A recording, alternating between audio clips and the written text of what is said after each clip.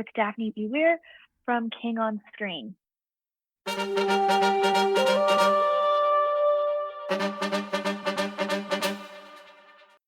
Yo, welcome to My Summer Lair. I'm your host, Sammy, Children of the Corny Younan. In his memoir On Writing, published in 2000, Stephen King shares a word of advice he got from his mother. Just a small child, he showed her stories he literally copied from comic books he enjoyed reading. Sometimes he'd even add his own unique twists to these printed stories. Stephen King's mother reviewed these copycat stories and asked an obvious question. Did he write the story? To his credit, little Stephen King was honest, and he told her he had copied most of it from the comic books he was reading. Write one of your own, Stevie, she said to him. I bet you could do better. Write one of your own. He listened to his mother and began writing. I've just told you how the story started, but you've always known how it ends. Almost 70 novels later, he's still following his mother's inspiration. Write one of your own, Stevie. As constant readers, we're grateful to his mother for that fire starter spark. That tender motherly spark ignited an eternal flame of pop culture. More than just books, Stephen King's work has created a losers club of directors who've adapted his work. From Kubrick's Shining to Flanagan's Dr. Sleep to Darabont's Shawshank Redemption. To carry on that tradition is King on Screen, a documentary directed by Daphné Baiwir. In King on Screen, she talks to many of the directors who have adapted King's stories, asking them to push back the mist on their process and to share how they successfully crafted their creep shows. Stephen King is the most adapted writer, and as if these works were buried in a pet cemetery, there's multiple versions of many stories. In King on Screen, you'll hear from Taylor Hackford, who directed Dolores Claiborne. Tom Holland got us thinner after Todd Williams told us to hang up our cell phones. All while we slowly walked the Green Mile with Frank Darabont. Plus many more directors and adaptations. King on Screen is a fascinating documentary because as much as Stephen King has thrilled us and frightened us, these adaptations empower King's imagination with a distinct visual language. If you watch Tim Curry's It in the 90s, you know exactly what I mean. There's an obvious reason why many of my generation is terrified, absolutely terrified of clowns. Thank you, Tim Curry. As you'll hear in my conversation with director Daphné Baiwir, King on Screen is made by Stephen King fans for Stephen King fans. Shall we explore the dark half of making a Stephen King adaptation? Sound, the final frontier. My Summer Lair is an enterprise, a pop culture voyage with a continuing mission to explore strange new worlds, to seek out new creators and celebrate established producers, to boldly go where no podcast has gone before. And now here is your host, Sammy Younan. Hi, Daphne. Or I guess bonjour. Is that the... So... Absolutely, bonjour. Yeah. Okay. If you want to get started, we can kind of talk about all the scary things about Stephen King on screen, if that sounds good. Yeah, sure. So I recently saw The Boogeyman, which is a film adaptation of Stephen King's 1973 short story, which is called The Boogeyman as well. So it had never been adapted before. This was like a brand new movie. Because we have now multiple It movies. We have lots of Pet Cemeteries. We have Carrie's, more than one Firestarter, more than one Shining. And so it was interesting to have an experience with just this like brand new movie that wasn't like old or an image we had seen before or something like Kubrick with The Shining. It was kind of neat because this is what your documentary King on Screen is demonstrating, how iconic these images are. Did you end up seeing The Boogeyman? Yeah, absolutely. I saw it like a couple of months ago, something like that. Mm-hmm. And I really enjoyed it. And I think it's interesting because, like you said, there are so many films that are being remade. And it was kind of refreshing to see one that has never been on the screen before. And there are so many great novels and great short stories written by Stephen King that have never been adapted. So I'm hoping for more, for more adaptations, unique adaptations. Mm-hmm. Part of what your documentary, King on Screen, it features interviews with a number of notable like Stephen King collaborators and directors like Frank Darabont, Mike Flanagan, Josh Boone is another one, lots more. So notably King, who wrote and directed Maximum Overdrive, he's not in the doc. Is that scheduling? Is that a filmmaking decision? What was the reason behind that? Yeah, absolutely. I didn't want to have Stephen King in the documentary talking about adaptations, because I think that if you are having Stephen King in your documentary, then you have a documentary in itself. It wouldn't. I really wanted to have the filmmaker's point of view and to have an external point of view on Stephen King's work. So having him in the documentary would have been like mixing two different documentaries together. So it was something that was quite disturbing. And that's why I said, okay, we are doing this, but I really don't want to have him talking. And I really want to have the director's point of view. And that's it, not our point of view. Yeah. It's interesting because there's a lot of unique footage in the documentary. Like I had never seen some of the Green Mile footage where King actually visited the set and he sat down in Old Sparky, the electric chair. And so that's just such a great image of just like him and Frank Darabont hanging out and King sitting in the electric chair.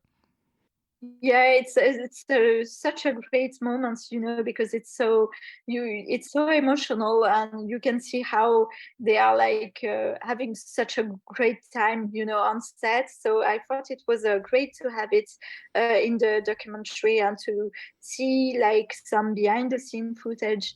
And even with Creepshow, for example, we struggle a lot to find those behind the scene, because we can't find them easily, the Creepshow behind the scene. Mm-hmm. So it's something that we really worked on, and it was great to be able to find all of them.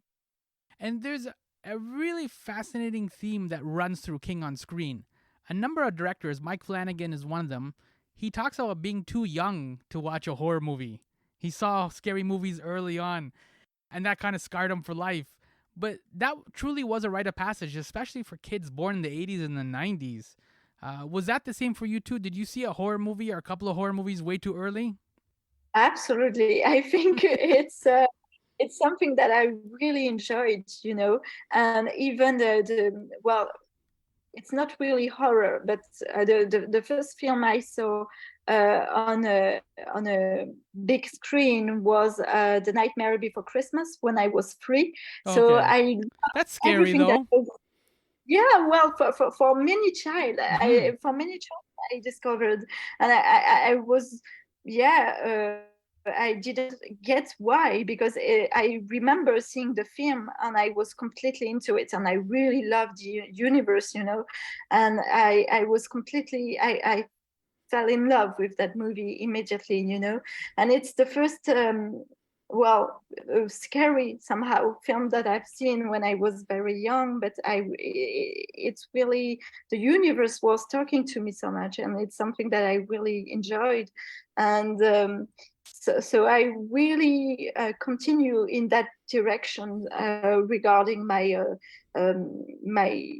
movie taste, and I was really into Hitchcock's films at a very young age, Mm-hmm. loving Psycho, for example, and loving all those films, and then watching Halloween, Friday the 13th, and, and making like some horror nights at home. So it's really something that I had very early on. Yeah.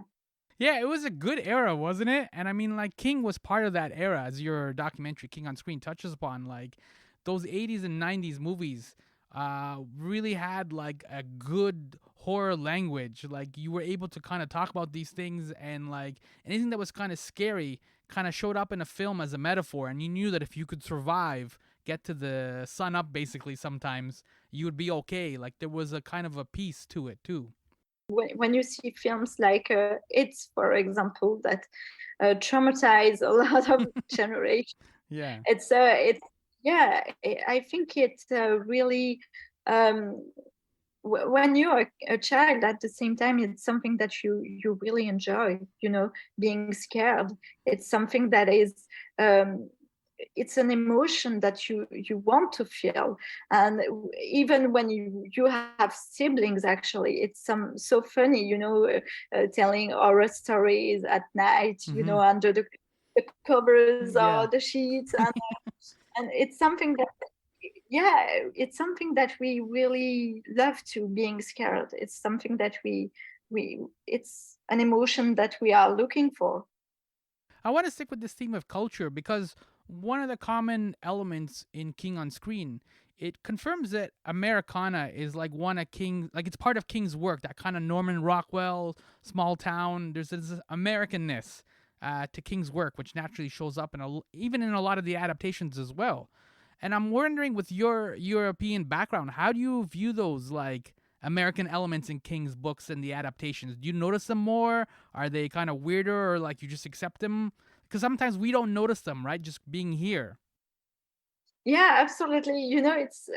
It's funny because in Europe has always been very much impacted by the American culture. I mean, it's everywhere in Europe. When we were a child, for example, we were putting on the TV, and everything that we saw on TV were TV shows, American TV shows.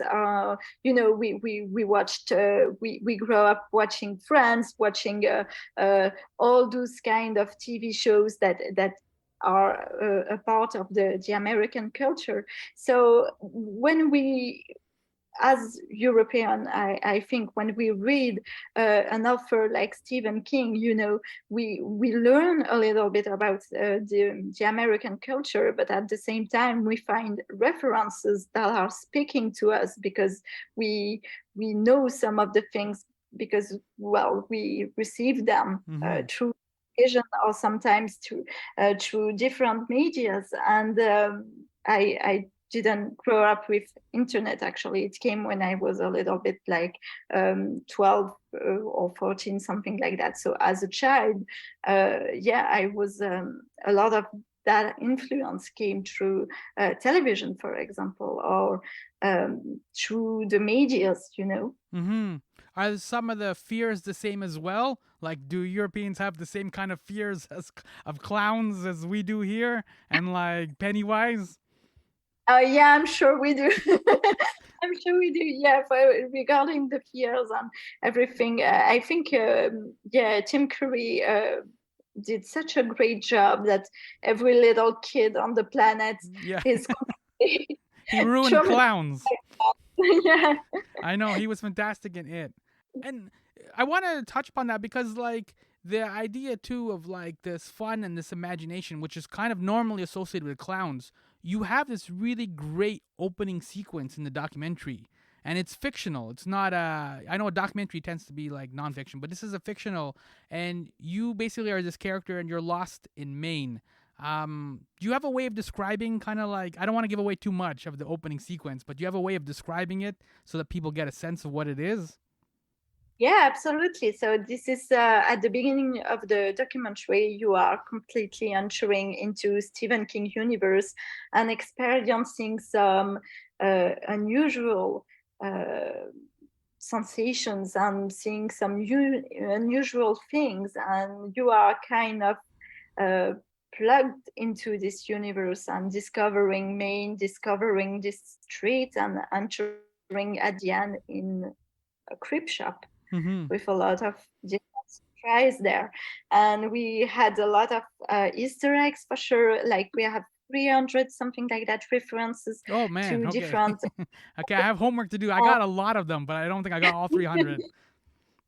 Yeah, yeah, there are plenty. And also the fact that we were able to have great actors that played in previous adaptations on set, with Jeffrey Deman and Alexandra Paul and Amy Irving. And it was amazing, having all those great and amazing actors on set with us. Mm-hmm. And entering themselves into the Stephen King universe. So yeah, that was an amazing experience, and we really loved shooting that fictional introduction.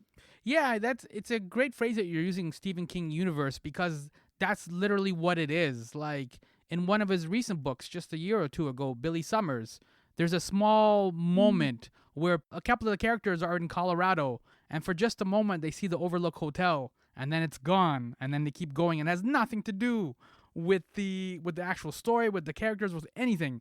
But if you know these references, as you said, these Easter eggs, they're peppered throughout all the books, and it's kind of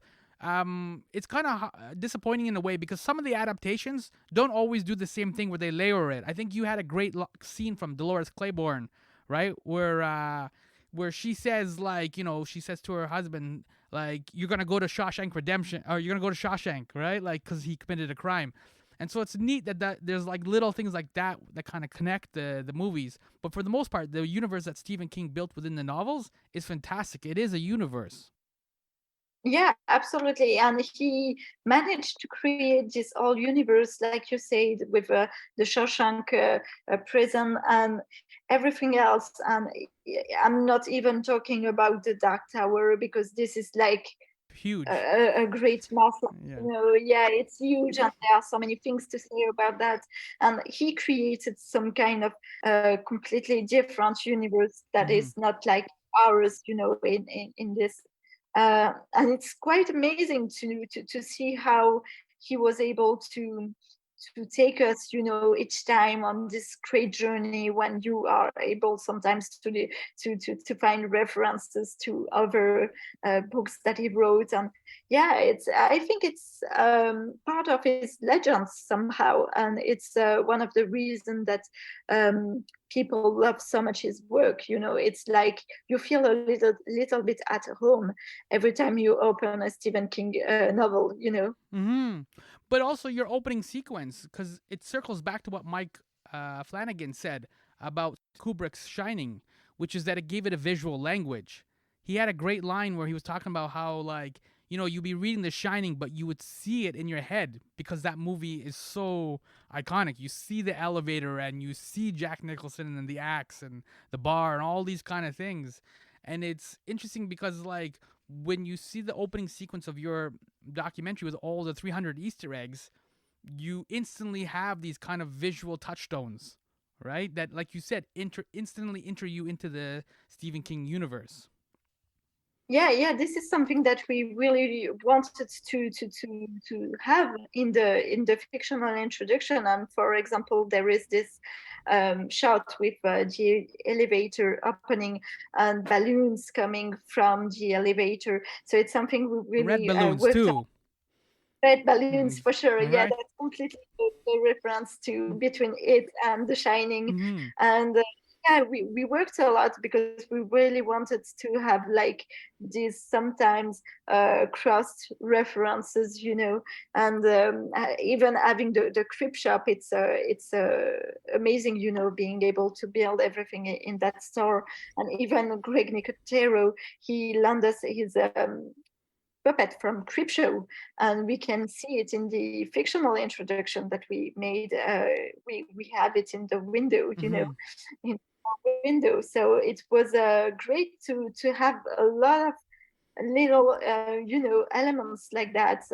A lot of them are hide, but even in the dialogues between the characters, it's all king based, and it was important for us because if we want to make like a, a huge reference, a huge homage to Mm-hmm. Stephen King's, we really want to dig and to have a lot of details like that. And even in the dialogues, it's really important, Yeah, it is. Yeah, and some of the King adaptations are, for a lack of a better word, like, I find them terrible. Like, I can't stand Firestarter, and I can't stand The Langoliers. I hate those two.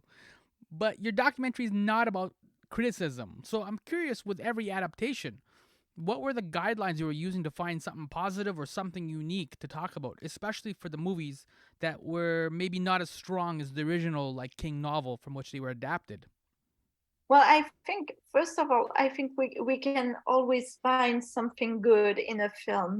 There's always like something interesting in every film. And at the same time, for example, if we talk about the longer layers, I think for sure, the last scene with the CGI, that is a little bit, So you can say well, it.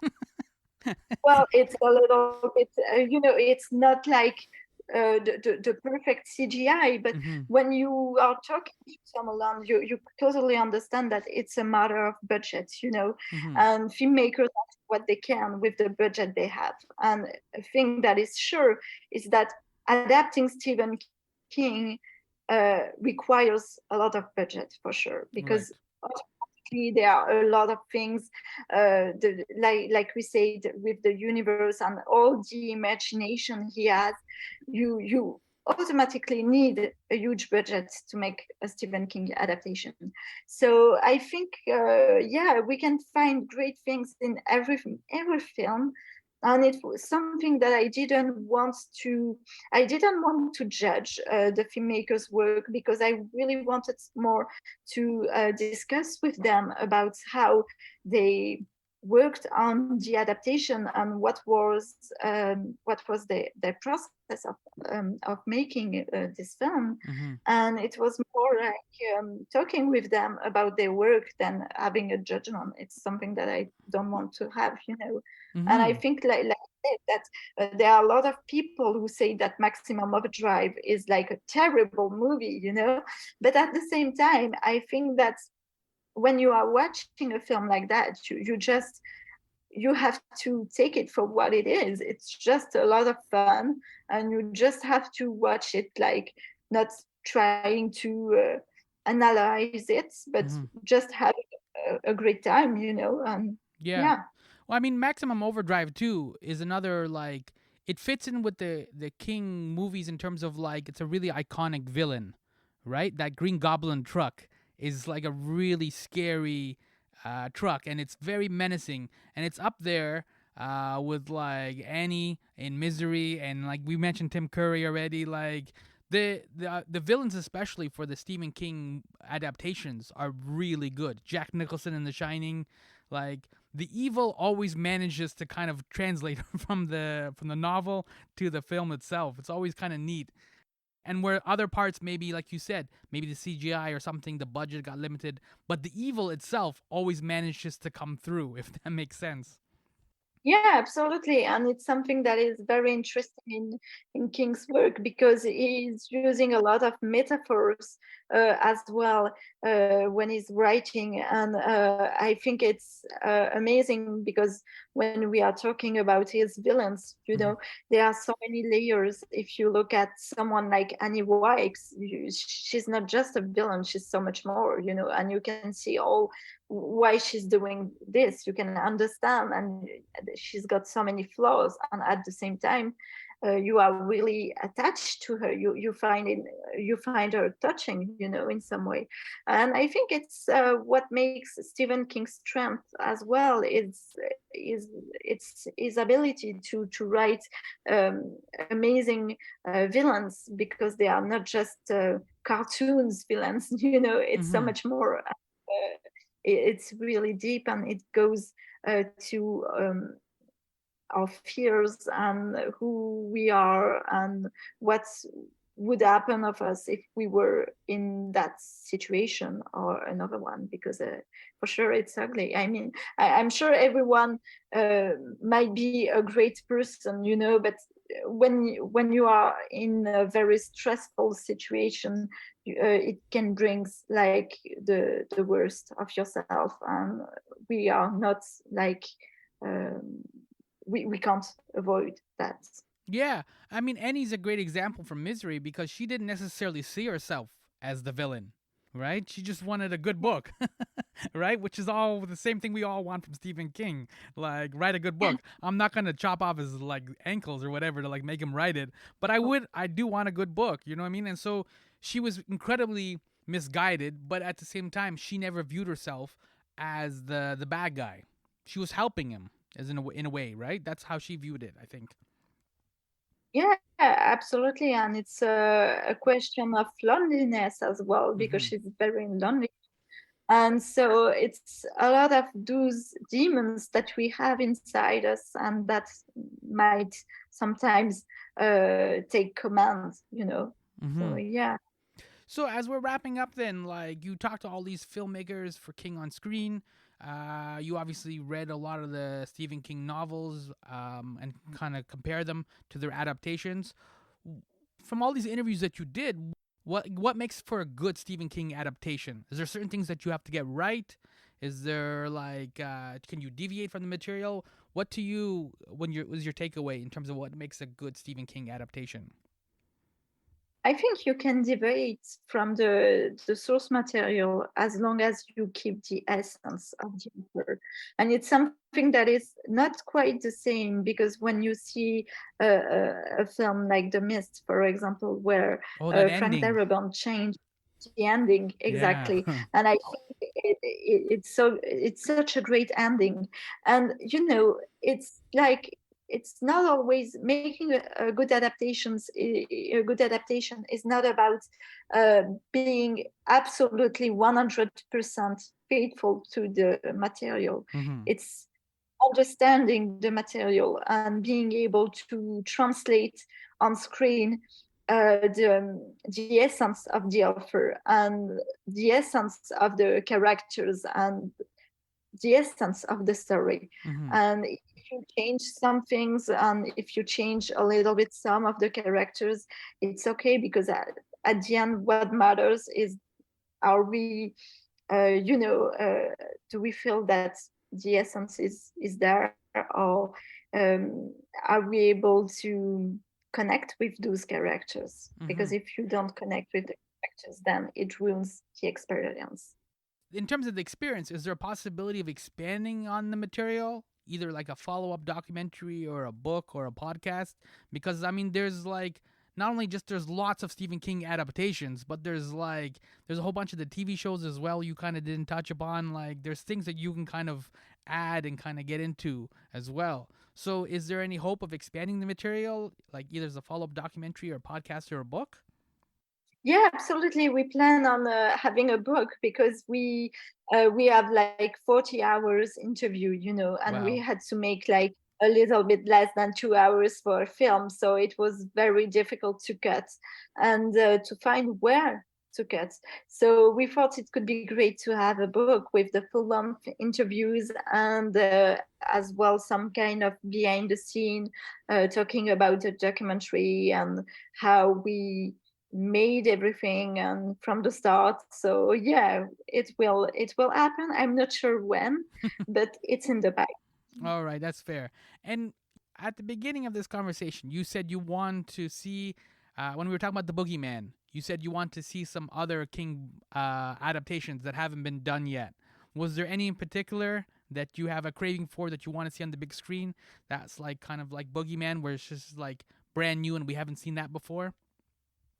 Yeah, sure, absolutely. There's a Jumaki, I think could be Oh great. yeah, Yeah, Joyland as well, yeah, that's because a I fun one. Yeah. yeah, that's a great one Mm-hmm. as well. And it's the two that I have in mind, but Yeah. those two could be great in as films. Yeah. And yeah, I think they are very interesting visually, both. Yeah. Joyland, it fall a little bit into like the Green Mile kind of thing. You know what I mean? Where it's not like classic Stephen King. It's not like a It or something like that, right? You can kind of do a little bit of like, you can have a little bit of fun with it, but it would be more like Stand by Me and like kind of more the lighter Stephen King, the one that always people are shocked to find out is actually Stephen King. Yeah, I think, and even, well, Jumaki, you've got some scary things in it, but yeah, I think those are really amazing. And even some of, for example, The Long Walk.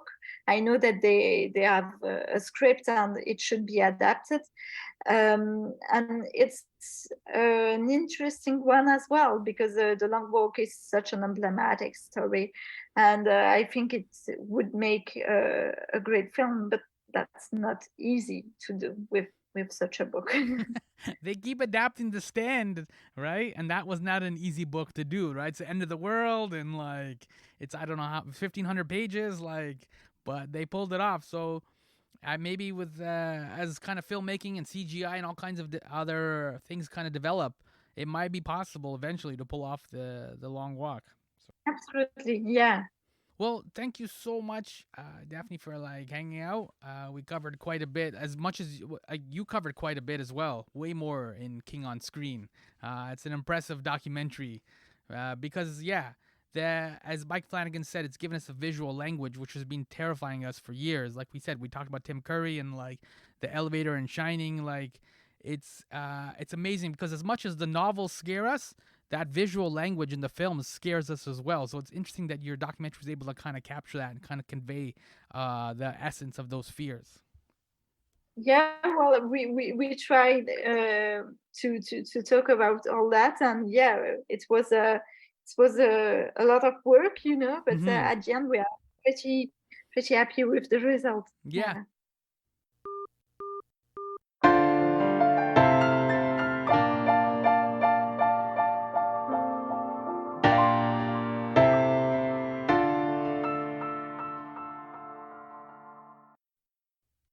Yo, that was director Daphné Baiwir talking about her Stephen King documentary King on Screen.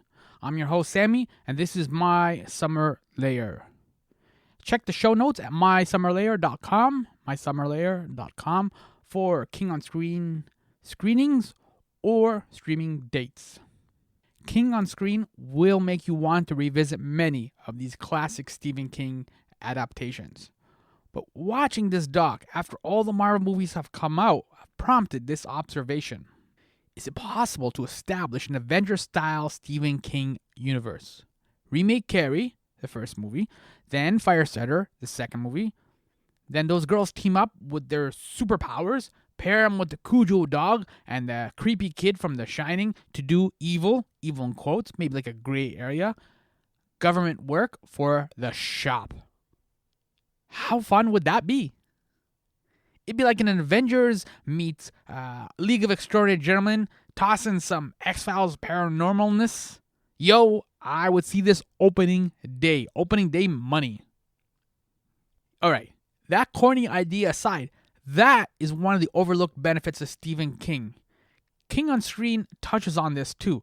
King's work is a playground for your own imagination, for you to see and to think up strange tales. Even if you're never going to be a best-selling writer, that invitation to play is tantalizing.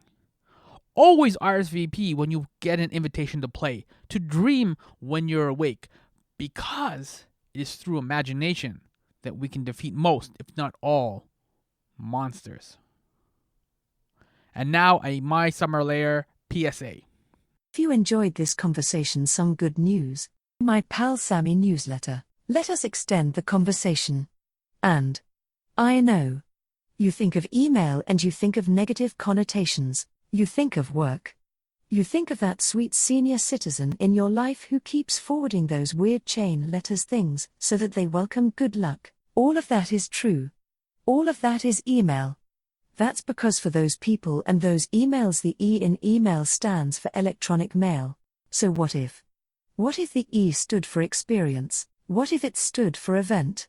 What if it stood for excellence? Wouldn't that be exciting? Email doesn't have to be email. Does that make sense? Go to mysummerlair.com/subscribe to sign up for the weekly pop culture My Pal Sammy newsletter. You will be elated you did. Thank you so much for listening to me in a Stephen King world. Horror movies, yo.